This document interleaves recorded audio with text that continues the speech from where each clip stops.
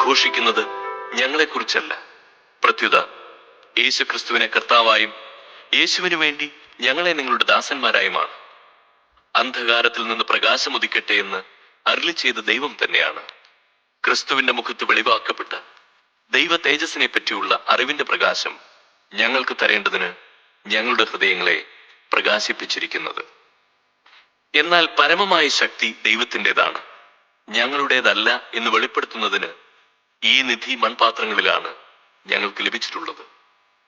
ഞങ്ങൾ എല്ലാവിധത്തിലും ഞെരുക്കപ്പെടുന്നു, എങ്കിലും തകർക്കപ്പെടുന്നില്ല; വിഷമിപ്പിക്കപ്പെടുന്നു, എങ്കിലും ഭഗ്നാശരാകുന്നില്ല; പീഡിപ്പിക്കപ്പെടുന്നു, എങ്കിലും പരിത്യക്തരാകുന്നില്ല; അടിച്ചു വീഴ്ത്തപ്പെടുന്നു, എങ്കിലും നശിപ്പിക്കപ്പെടുന്നില്ല. യേശുവിന്റെ ജീവൻ ഞങ്ങളുടെ ശരീരത്തിൽ പ്രത്യക്ഷമാകുന്നതിന് അവിടുത്തെ മരണം ഞങ്ങൾ എല്ലായ്പ്പോഴും ശരീരത്തിൽ സംവഹിക്കുന്നു. ഞങ്ങളുടെ മർത്യ ശരീരത്തിൽ യേശുവിന്റെ ജീവൻ പ്രത്യക്ഷമാകേണ്ടതിന് ഞങ്ങൾ ജീവിച്ചിരിക്കുമ്പോൾ യേശുവിനെ പ്രതി സദാ മരണത്തിന് ഏൽപ്പിക്കപ്പെടുന്നു. തന്നിമിത്തം ഞങ്ങളിൽ മരണവും നിങ്ങളിൽ ജീവനും പ്രവർത്തിക്കുന്നു.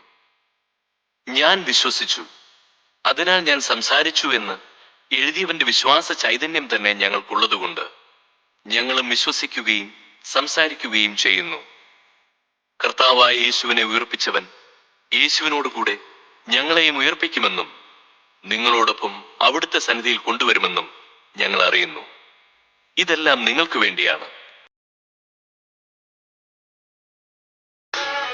ഒരു പട്ടണത്തിൽ അവർ നിങ്ങളെ പീഡിപ്പിക്കുമ്പോൾ മറ്റൊന്നിലേക്ക് ഓടിപ്പോകുവിൻ. സത്യമായി ഞാൻ നിങ്ങളോട് പറയുന്നു, മനുഷ്യപുത്രന്റെ ആഗമനത്തിനു മുമ്പ് നിങ്ങൾ ഇസ്രായേലിലെ പട്ടണങ്ങളെല്ലാം ഇങ്ങനെ ഓടിപ്പൂർത്തിയാക്കുകയില്ല. ശിഷ്യൻ ഗുരുവിനേക്കാൾ വലിയവനല്ല, ഭൃത്യൻ യജമാനനേക്കാൾ വലിയവനല്ല. ശിഷ്യൻ ഗുരുവിനെ പോലെയും ഭൃത്യൻ യജമാനനെ പോലെയും ആയാൽ മതി.